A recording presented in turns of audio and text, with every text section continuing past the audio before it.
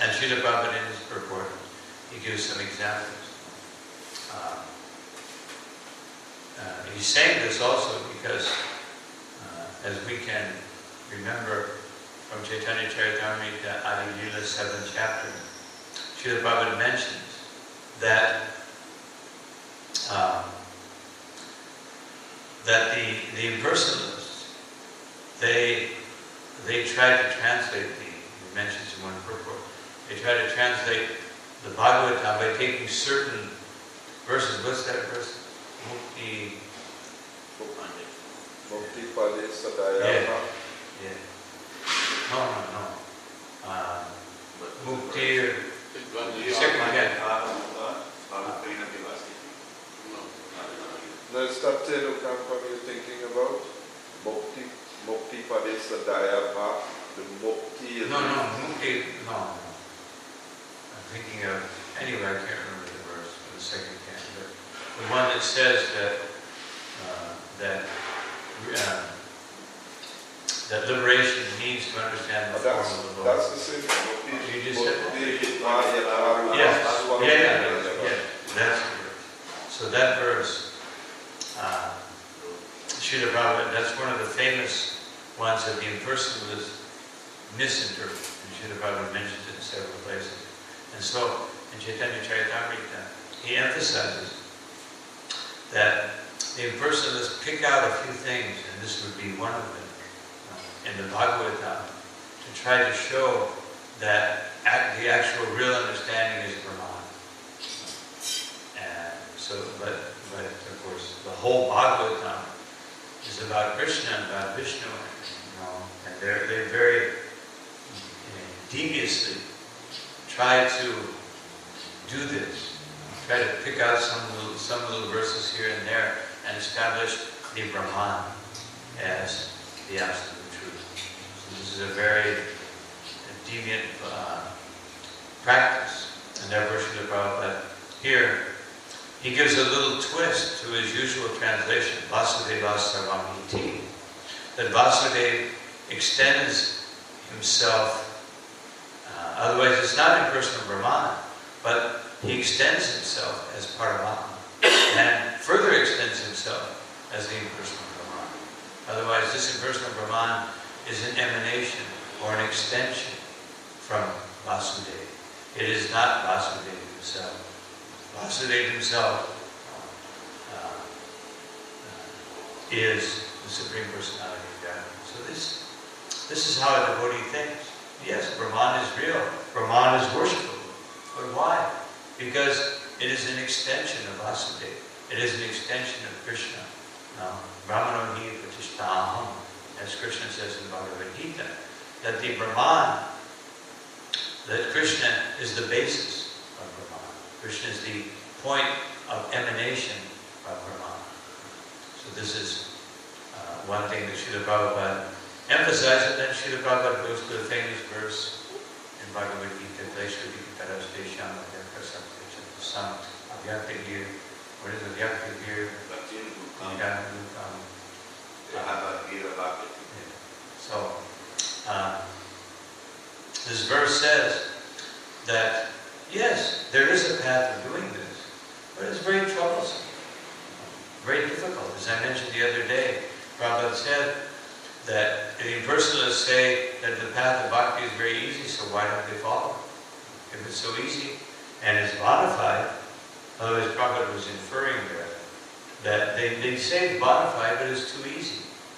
But that's a very foolish thing to say, which discounts the aspect, the karuna aspect of Krishna, the Supreme Personality of God.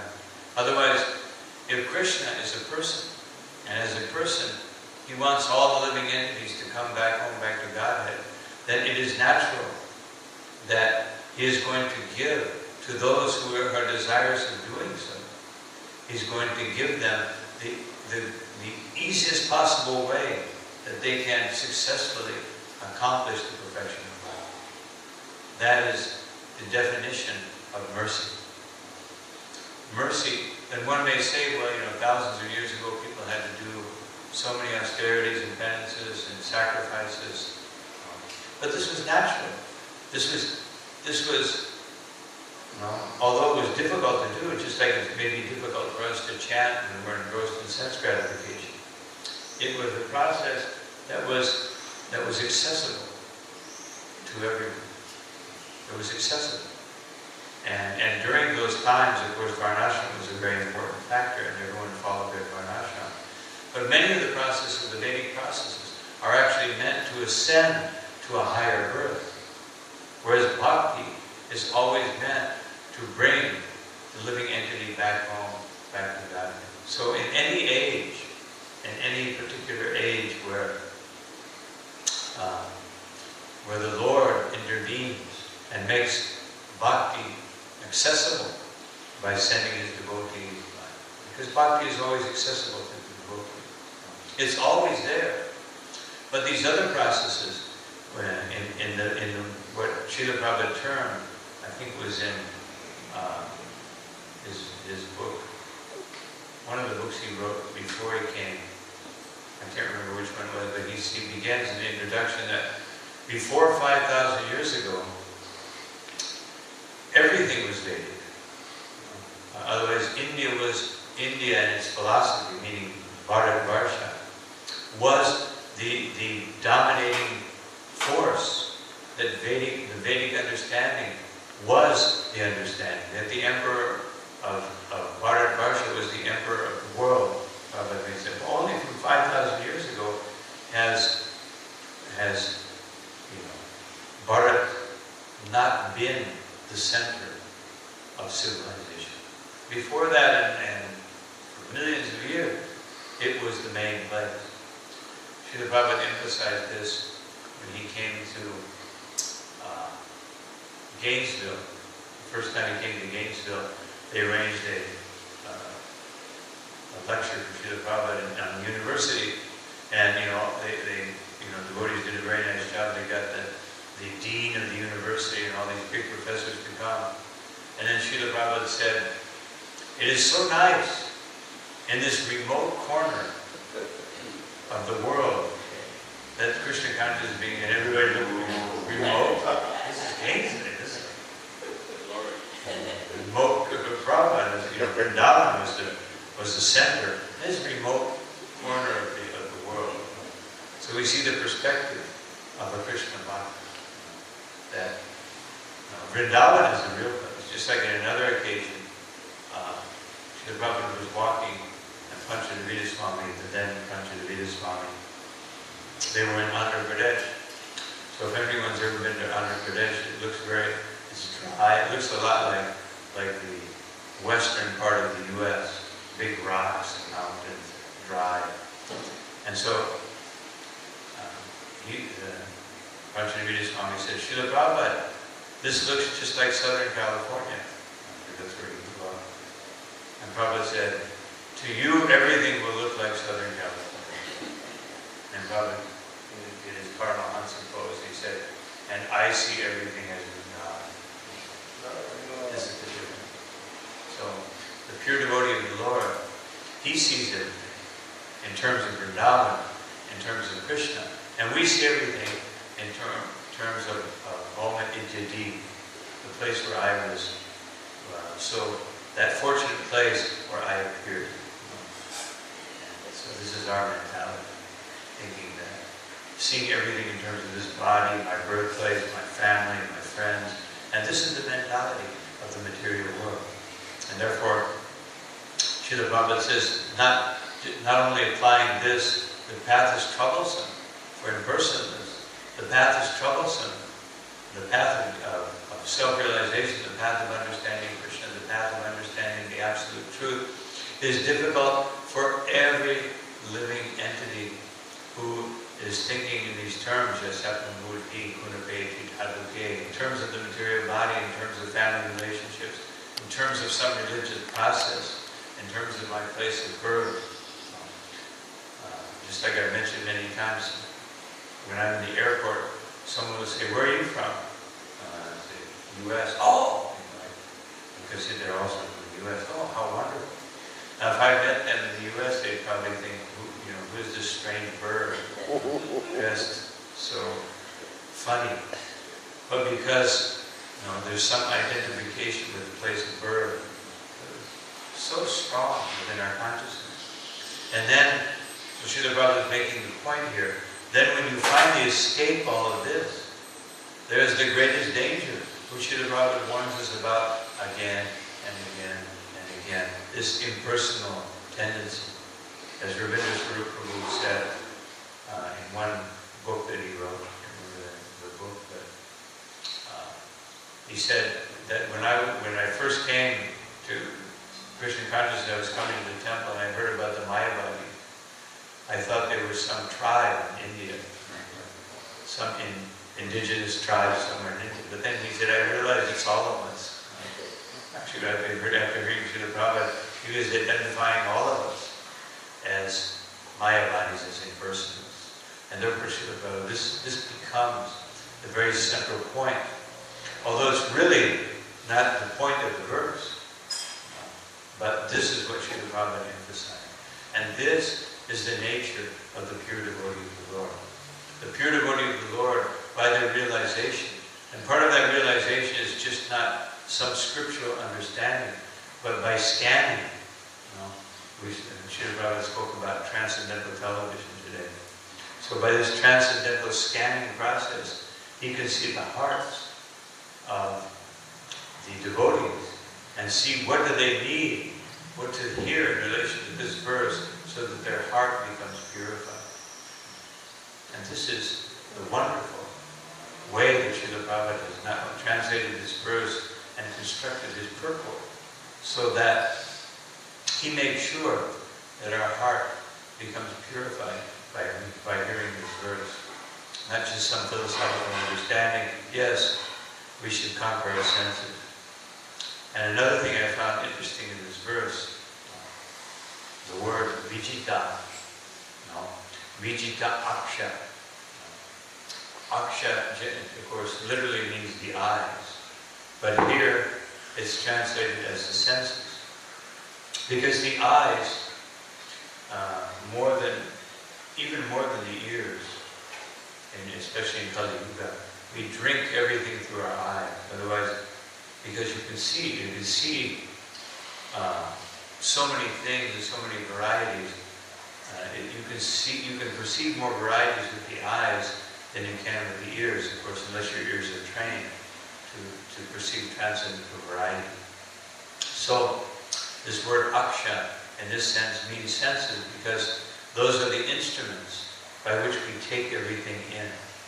And so aksha, and therefore adoksaja, ada aksha, aja, means that which is beyond, ada aksha, aja, that which is beyond those things that are born of the senses. Otherwise, Krishna is beyond the perception of the senses. Adoksaja. It's very interesting to see how Srila Prabhupada, and this particular verse, this is already, our time is running out, but this particular verse, he conquered his senses, his life, and his consciousness. It's very interesting that these three things, because generally we think, especially the impersonalists, think, well, if I control my senses, this is the goal. But no. Controlling the senses is one thing. It can be a mechanical thing. Of course, we control our senses by engaging in Krishna service. And then controlling one's life, otherwise morality and different aspects of life, you have to control that. But then the Bhagavatam here mentions ashaya. Ashaya is derived from the word asha, which means desire or thought. Otherwise, one's body, one's mind, and one's words must be fully controlled. This continuum, these three things is mentioned again and again throughout the Bhagavatam. That body, mind, and words and thoughts, these three things all have to be contained. Otherwise, the process is not complete. It's very easy. Well, it's not even very easy, but it's easier to practice. You live in the ashram, so you can't really perform any sinful activities. If you're living in the ashram and you're, spending all day doing things, going out on harinam, your body is fully engaged, but the mind can drift off into never land and just contemplate so many things, even when you're sitting in front of the deity. And so the words can also be manipulated, but ultimately the words will reflect the consciousness. And especially, what are we speaking? Krishna Katha or Brahma Katha? Because if the consciousness is not fixed, then the words will eventually come out. One will not be able to speak about Krishna. If one's consciousness is not fixed on Krishna, one will not be able to speak about Krishna for very long. Then immediately you'll have to speak about something else to reflect back. So just as a conclusion, and remembering that today is the disappearance day of Jayananda Prabhu. And of course, Bhakti Damodar Maharaj, he spoke very nicely about Jayananda Prabhu yesterday. But this was a very special characteristic of Jayananda Prabhu, that his body was always engaged in Krishna service, just like we see about Ambarish Maharaj. His body, his mind, his words, his thoughts, every aspect of his being was engaged in Krishna's service. So, Jayananda, he would only talk about Krishna. And he would never criticize a devotee. And if somebody criticized a devotee, he would cover his ears and he'd say, Prabhu, Prabhu. It was very, the only thing he was negative about was negativity. If he was negative about anything, it was about negativity. And the only thing he negated also was when people started to glorify him. Whenever anybody would start to glorify Jayananda, he would start enumerating his faults. And somebody would say, Jayananda, who are you so on? And he'd say, yeah, I did this, I did that thing like this, until they would stop. He would just continue, And just because, as we read this morning, from the Namamrita, the tendency of the living entity, which is coming from Krishna, is that you want to hear something nice about yourself. You want to be glorified. But a Vaishnava, all that tendency is there. But a Vaishnava is so intent on glorifying Krishna that when someone begins to glorify a Vaishnava, just like Madhavendra Puri, he tries to run away from it. And Jayananda Prabhu was always being glorified. Because although his presence in the movement was within the scope of Srila Prabhupada's presence, his time in Krishna consciousness was a short time, in the sense of, compared to many of us who've been around for 30, 40, 50 years, Krishna consciousness. 50 years is almost coming for some devotees, almost coming. Another 2 years, another next year, maybe someone, but that someone may not be with us. And 66 is when 50 years, some of the devotees will have 50 years if they make it. And Damodar Maharaj, 50 years of knowing Srila Prabhupada. So, but the point is that in that short time, Jayananda was glorified. He was known as the saint. And sometimes devotees would say, Jayananda, why don't you take sannyas? And say, no, I'm not qualified. I just work hard for Krishna. But he was the personification of the first verse of the 6th chapter of Bhagavad Gita. That one, sannyasi means one who works for Krishna. not one who lights no fire or does no work for Krishna. So this was Jayananda, and it wasn't that because he was always busy that he wasn't Krishna conscious, although he wasn't like a big quoter of slokas or a big, he quoted a few slokas here and there. He was always so busy serving Lord Jagannath, building the carts, fixing the car, doing whatever had to be done, doing what nobody else wanted to do. Just like Maharaj gave the example yesterday, he was picking up the garbage. Everybody else was circling around Srila Prabhupada, and he was picking up the garbage. And when he was called, and there was several occasions where he was called to see Srila Prabhupada, and he reluctantly came because he felt, better I just do some service instead of sitting around and waiting. Another devotee told me that he would always try to be there and sit with Srila Prabhupada, and Prabhupada noticed it. And so one time he was sitting next to Prabhupada, just sitting there, and Prabhupada said, "So?" And he looked at him, and he went, he didn't catch it. He said, "So, you have some service?" He understood that. I should offer as a basis. But Jayananda Prabhu personified this understanding that service is the most important thing. And just the last thing to mention, sorry that I've gone a little over time, but that after he disappeared, everybody who knew him when they heard about his disappearance, the police who knew him, the police knew him very well because he organized Rath Yatras. He had to get the traffic control. The policemen, they were crying when they were, these weren't devotees. These were like policemen. But Jayananda was so attractive. And there was one lady that was like, worked in the office where you had to get permits for Rath Yatra. And she was always giving devotees trouble. And she always, at least in the beginning, gave Jayananda so much trouble. Especially the first permit. He came in and he said, he wanted to do this festival. She said, "No way.